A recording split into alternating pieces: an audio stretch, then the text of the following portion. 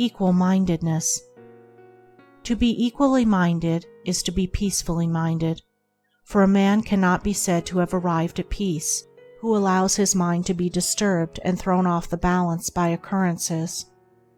The man of wisdom is dispassionate, and meets all things with the calmness of a mind in repose and free from prejudice. He is not a partisan, but having put away passion, and is always at peace with himself and the world, not taking sides nor defending himself, but sympathizing with all. The partisan is so convinced that his own opinion and his own side is right, and that all goes contrary to them is wrong, that he cannot think there is any good in the other opinion and the other side.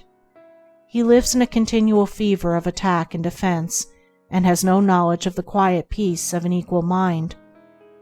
The equal-minded man watches himself in order to check and overcome even the appearance of passion and prejudice in his mind, and by so doing he develops sympathy for others, and comes to understand their position and particular state of mind, and as he comes to understand others, he perceives the folly of condemning them and opposing himself to them. Thus there grows up in his heart a divine charity which cannot be limited, but which is extended to all things that live and strive and suffer. When a man is under the sway of passion and prejudice, he is spiritually blind.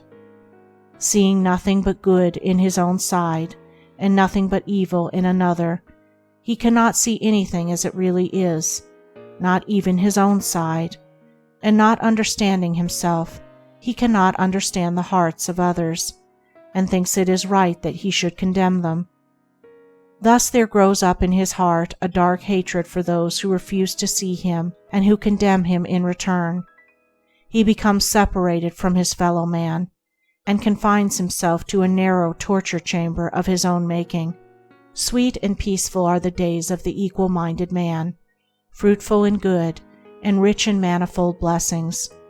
Guided by wisdom, he avoids those pathways which lead down to hatred and sorrow and pain, and takes those which lead up to love and peace and bliss.